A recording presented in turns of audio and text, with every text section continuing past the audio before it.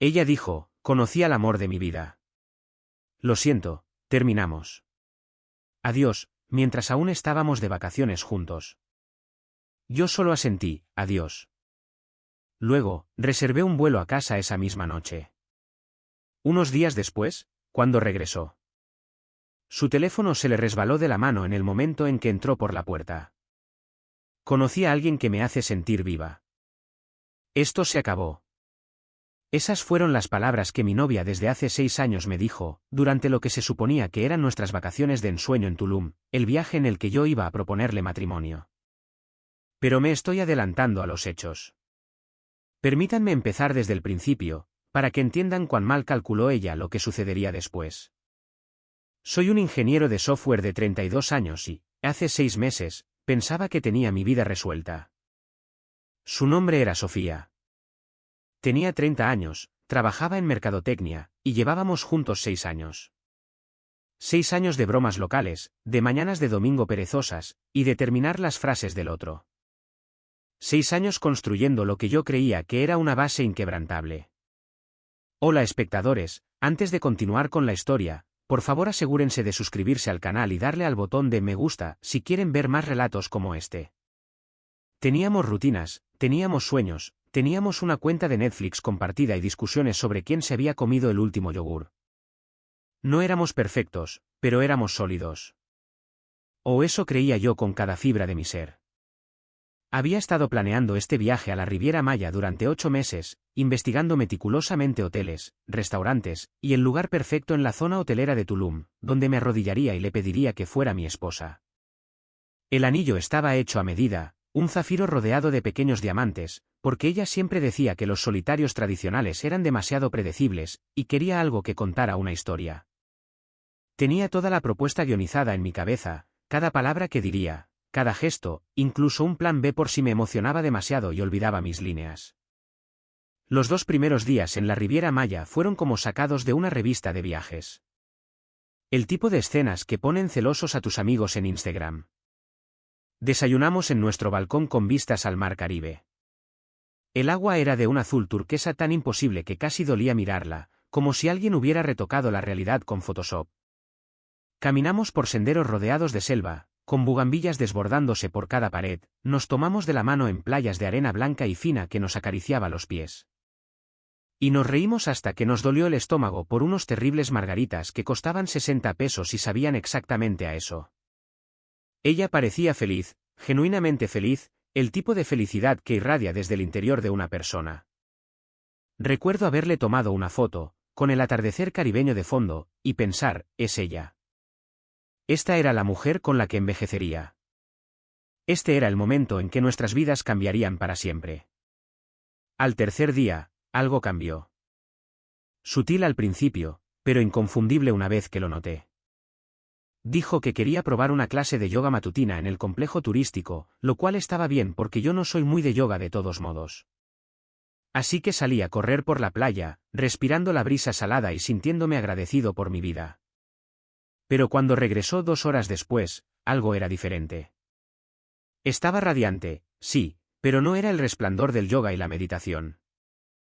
Era otra cosa, algo que me revolvió el estómago, aunque no podía identificar por qué. Estaba constantemente con su teléfono, sonriendo a la pantalla de una manera que se sentía íntima, privada, como si yo estuviera entrometiéndome solo por estar en la misma habitación. Le pregunté casualmente con quién se enviaba mensajes, y dijo, solo con Daniela, del trabajo. Está teniendo problemas con su novio otra vez. Pero el nombre de Daniela no estaba en la pantalla cuando eché un vistazo, y cuando se dio cuenta de que miraba, apartó el teléfono. Me dije a mí mismo que estaba siendo paranoico, que el estrés de la propuesta me estaba haciendo ver cosas que no existían. El cuarto día fue peor, significativamente peor. Fue a yoga de nuevo, y esta vez se quedó aún más tiempo. Regresó oliendo a copal y a algo más que no pude identificar. Esa noche, sugerí que fuéramos a esa increíble marisquería que había encontrado en mi investigación, esa con los azulejos de Talavera y el dueño que, supuestamente, les cantaba a los clientes. Apenas tocó su pulpo a la parrilla, simplemente lo movía por el plato mientras miraba el agua con ojos distantes. Intenté tomar su mano sobre la mesa y ella la apartó, no agresivamente, pero sí de forma deliberada, diciendo, solo estoy cansada. El sol realmente me agota. Ya sabes cómo me pongo. Cuando volvimos a la habitación, intenté iniciar un momento de intimidad, pensando que tal vez la cercanía física podría cerrar la brecha que se estaba formando entre nosotros. Y ella se dio la vuelta, murmurando algo sobre un dolor de cabeza y que necesitaba hidratarse mejor. Me quedé allí, en la oscuridad, escuchando su respiración, escuchando su teléfono vibrar silenciosamente en la mesita de noche, y sentí algo frío y pesado asentarse en mi pecho, como una piedra. El quinto día fue el día en que todo explotó. El día en que mi futuro, cuidadosamente construido, se derrumbó como un castillo de arena con la marea alta. Había hecho reservaciones semanas atrás en el restaurante más elegante de la zona. Ese que está en el borde del acantilado, con vistas panorámicas del mar Caribe y la selva. Tenía el anillo en el bolsillo de mi saco y mis manos sudaban tanto que no paraba de secármelas en los pantalones, debajo de la mesa. Nos sentamos, pedimos un vino que costó más que el primer pago de mi auto, como 10.000 pesos, y yo esperaba ese momento perfecto, cuando el cielo se tiñera de ese tono particular de naranja que los fotógrafos esperan horas para capturar.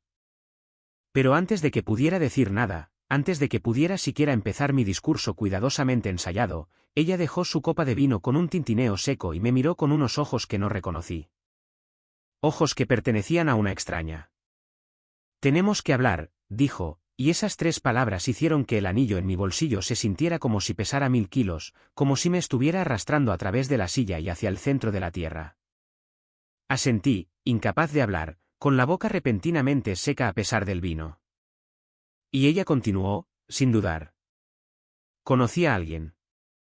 El instructor de yoga. Se llama Mateo, y no sé cómo explicar esto, pero me hace sentir viva de una manera que no he sentido en años. Lo dijo como si fuera una revelación, como si hubiera descubierto el fuego o el significado de la vida. Contigo, existo. Sigo la rutina. Estoy cómodo. Estoy seguro. Estoy contento. Pero con él, con Mateo, realmente siento que estoy viviendo. Como si cada nervio de mi cuerpo estuviera despierto por primera vez.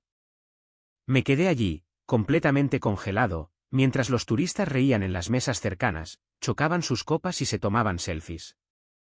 Y el sol se ponía detrás de su cabeza como una broma cósmica, como si el universo se estuviera burlando de mi dolor con belleza. Quería hacer 1000 preguntas. Quería gritar, quería volcar la mesa, pero solo una pregunta salió, apenas un susurro. ¿Qué estás diciendo, Sofía? Y ella me miró con algo que podría haber sido lástima, o podría haber sido alivio. Estoy diciendo que esto se acabó. Lo siento. De verdad que lo siento. No planeé esto, pero no puedo ignorar lo que siento. Deberías quedarte. Disfruta el resto de las vacaciones. El hotel ya está pagado, de todos modos. Ya hablé con Mateo y voy a quedarme en su cabaña el resto de la semana. El anillo quemaba un agujero en mi bolsillo. 6 años reducidos a escombros en un restaurante al atardecer, mientras un mesero rondaba cerca con los menús de postres, preguntándose si queríamos verlos. Ella intentó tomar mi mano, probablemente para consolarse más a sí misma que a mí. Y yo me aparté como si me hubiera quemado. Espero que algún día puedas entenderlo, dijo, levantándose y alisando su vestido. Realmente me importas. Espero que lo sepas. Y luego se fue, con el chasquido de sus sandalias en el suelo de piedra, dejándome allí sentado solo, con 2 copas de vino, una cesta de pan y un anillo de compromiso de 54.000 pesos que, de repente, no significaba absolutamente nada. No recuerdo haber pagado la cuenta, ni cuánta propina dejé, ni cómo caminé de regreso a la habitación del hotel que todavía olía a su perfume. Solo recuerdo estar sentado en nuestro balcón hasta las 3 de la madrugada, mirando el mar oscuro, sosteniendo esa pequeña caja de terciopelo, y sintiendo como algo dentro de mí se convertía en hielo. Frío, y duro, e irrompible. Me senté en ese balcón hasta que el sol comenzó a salir sobre el Caribe, pintando el cielo en tonos de rosa y dorado que se sentían como un insulto a mi miseria. Mi teléfono marcaba las 5:47 de la mañana y no había dormido ni un solo minuto. El anillo de compromiso estaba sobre la pequeña mesa, junto a una botella vacía de tequila que había pedido al servicio de habitaciones en algún momento de la noche. Honestamente, no podía recordar cuándo. Mis manos temblaban, en parte por el alcohol, en parte por la rabia que lentamente reemplazaba al shock. La maleta de Sofía ya no estaba. Debió haber vuelto mientras yo estaba sentado allí en la oscuridad y empacó sus cosas, demasiado cobarde para enfrentarme de nuevo. ¿Bien? No quería ver su cara. Pero mientras estaba sentado allí, viendo cómo la zona despertaba, con las lanchas saliendo del muelle y los corredores madrugadores en la playa de abajo, algo se cristalizó en mi mente. No iba a ser el tipo patético que se quedaba solo en Tulum, deambulando por los lugares románticos que habíamos planeado visitar juntos, llorando en mis cócteles carísimos. No iba a darle esa historia para que se la contara a Mateo, sobre cómo estaba tan destrozado que ni siquiera podía funcionar. No, iba a hacer algo que ella nunca esperaría, algo que cambiaría la dinámica de poder por completo. Saqué mi teléfono y empecé a buscar vuelos. Había uno que salía de Cancún en 6 horas. Podía llegar si me iba de inmediato. Lo reservé sin dudar. En clase Premier, porque la económica estaba llena y también porque, de repente, el dinero me importaba un bledo. Luego, abrí mi laptop y empecé a hacer una lista. Una lista muy específica, muy metódica, de todo lo que necesitaba hacer. Primer punto, cambiar las cerraduras de nuestro departamento en la Ciudad de México. El departamento que estaba a mi nombre, del que yo había pagado el 80% del enganche porque Sofía todavía estaba pagando el crédito de su universidad. Segundo punto, contactar a un abogado. Tercer punto, empacar sus cosas. Cuarto punto, eliminarla de todo. Cuentas bancarias, servicios públicos, servicios de streaming, todo. Me sentí extrañamente tranquilo mientras escribía, como si estuviera planeando un proyecto en el trabajo, dividiendo un problema complejo en tareas manejables. A las 6:30 de la mañana, ya había hecho mi checkout del hotel, le había dicho a la recepción que había una emergencia familiar, y estaba en un taxi camino al aeropuerto. El conductor intentó conversar sobre lo hermoso que era Tulum, y yo solo miraba por la ventana, repasando mi lista mental. Aterricé en la Ciudad de México a las 2 de la mañana hora local. Exhausto, pero acelerado por la adrenalina y el café del aeropuerto. Lo primero que hice fue llamar a un servicio de cerrajero de 24 horas, del tipo que cobra el triple por llamadas de emergencia. Necesito que me cambien las cerraduras ahora mismo. Esta noche. Puedo pagar lo que sea. El tipo al otro lado del teléfono escuchó algo en mi voz que le hizo no hacer preguntas. Llegó a las 3 de la mañana con su equipo. Un hombre de mediana edad, con ojos cansados, que probablemente había visto todo tipo de situaciones domésticas imaginables. ¿Una mala ruptura?, preguntó mientras taladraba la vieja cerradura. Algo así, respondí, observándolo trabajar con una satisfacción que se sentía casi física. A las 4 de la mañana, tenía llaves nuevas, y las viejas estaban en la basura. Las llaves de Sofía, las que había tenido durante 4 años, ahora eran pedazos de metal inútiles. Lo siguiente era el abogado, pero eso tendría que esperar hasta el horario de oficina. Intenté dormir, pero no pude. Así que, en su lugar, comencé a recorrer el departamento con bolsas de basura y cajas. Cada artículo que le pertenecía, cada prenda de ropa, cada libro, cada producto de maquillaje, absolutamente todo, fue a parar a cajas que etiqueté con un marcador negro y letras de imprenta nítidas, pertenencias de Sofía. Caja 1 de 15. Me llevó 6 horas empacar todo. Fui meticuloso, cuidadoso, incluso me aseguré de que nada se dañara porque no quería darle ninguna munición para que afirmara que destruí su propiedad. Sus abrigos de invierno, su colección de velas aromáticas, la licuadora que su madre le regaló, el cojín que ella había insistido en que necesitábamos. Todo fue a parar a cajas. Incluso empaqué las fotos nuestras juntos. Cada foto enmarcada, envuelta cuidadosamente en periódico. Para el mediodía, tenía 15 cajas apiladas en la sala, y el departamento se veía completamente diferente, como si ella nunca hubiera existido allí. A las 9 de la mañana, llamé a mi abogado, Rodrigo, que había sido mi amigo desde la universidad. Rodrigo, necesito tu ayuda y necesito que no hagas demasiadas preguntas ahora mismo. Le expliqué la situación en términos clínicos. Sin emoción, solo hechos. Sofía y yo habíamos estado juntos 6 años. El departamento estaba a mi nombre. Teníamos algunas cuentas compartidas que debían ser separadas.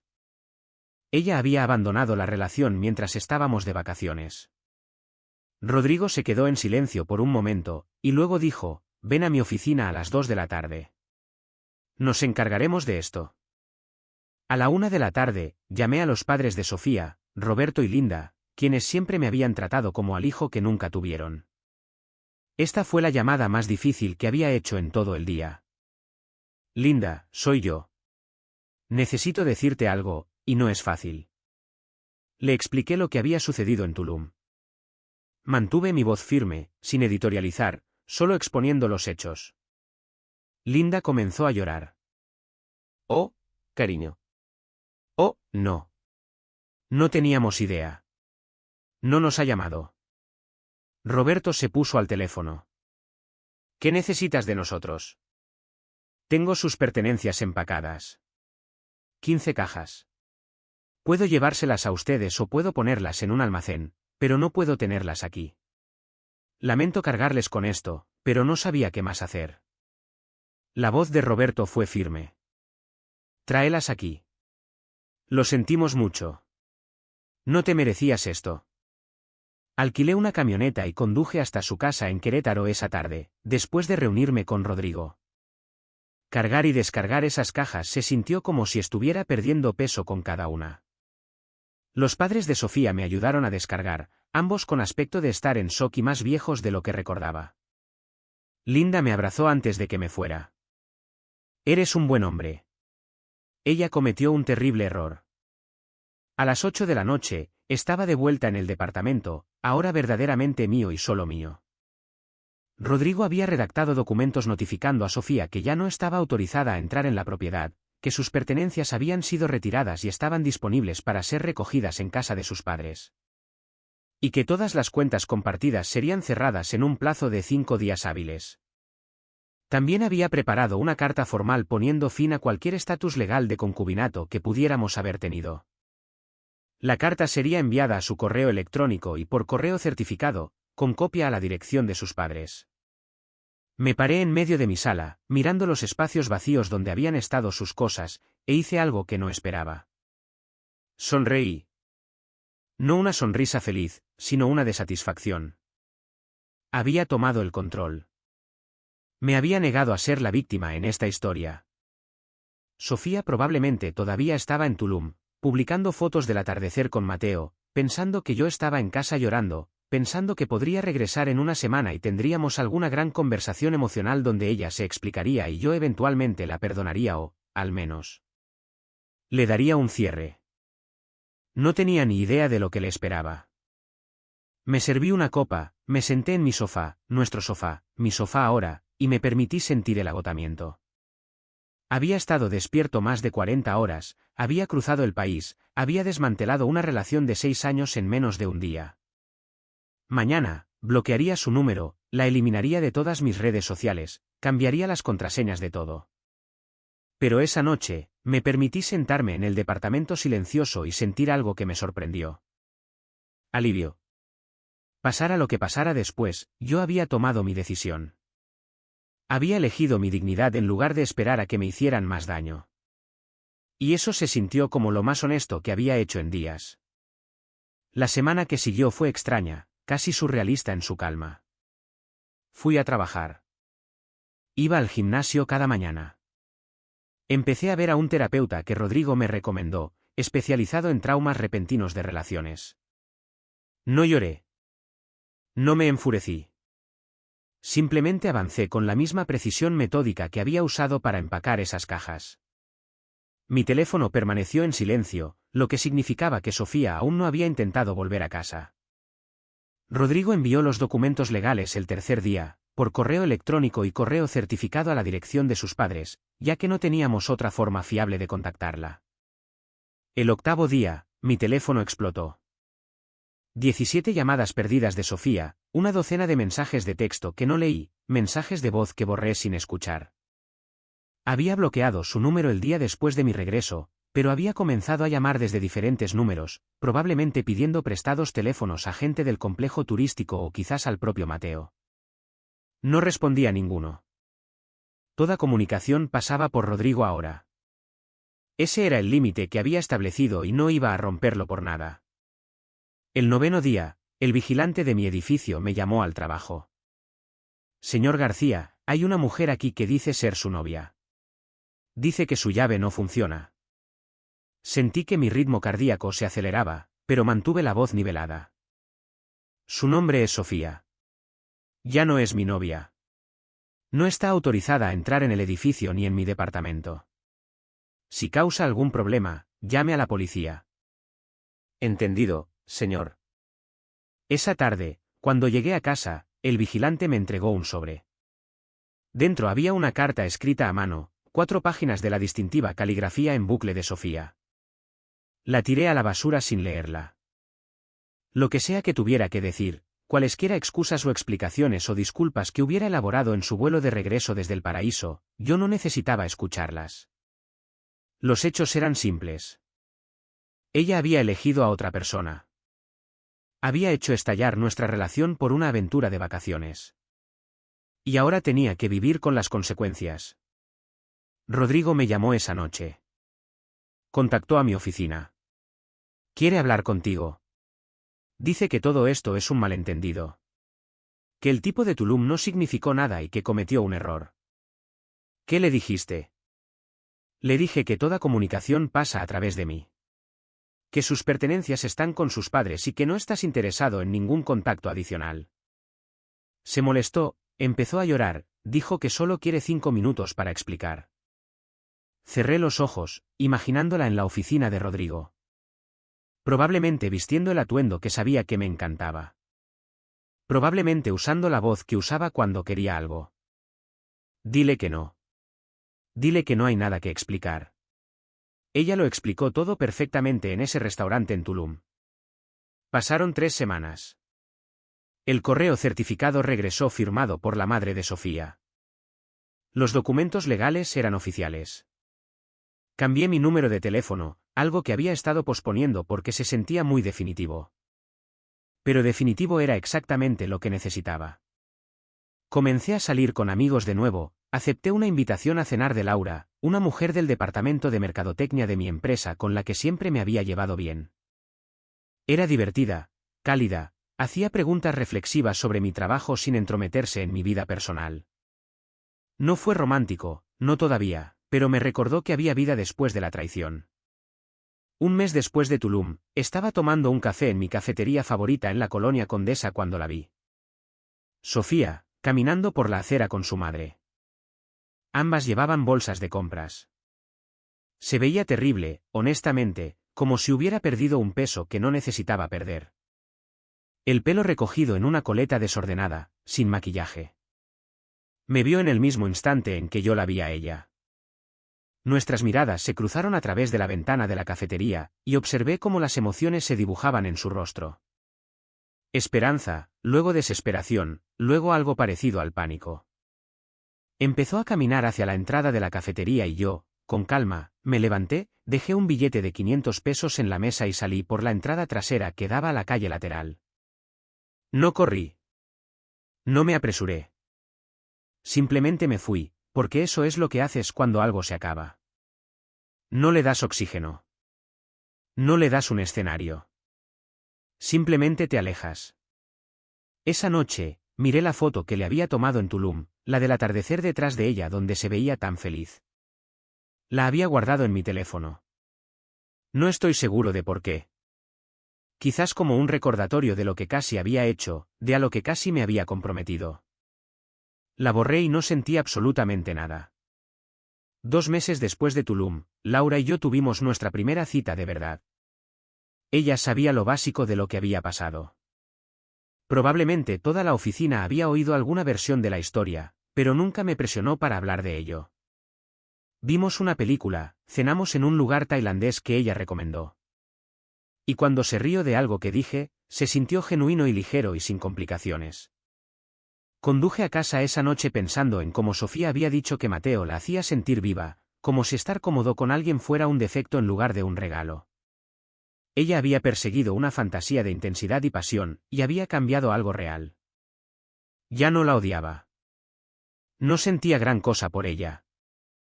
Simplemente me sentía agradecido de que me hubiera mostrado quién era antes de que yo le pusiera ese anillo en el dedo. A veces, lo peor que te pasa es, en realidad, lo mejor que podría haber pasado. Simplemente no lo ves hasta que estás de pie al otro lado, mirando hacia los escombros, y te das cuenta de que ya no estás en ellos. Eres libre. ¿Qué piensas de esta historia? Házmelo saber en los comentarios. Deja un me gusta y no olvides suscribirte para más historias de la vida real.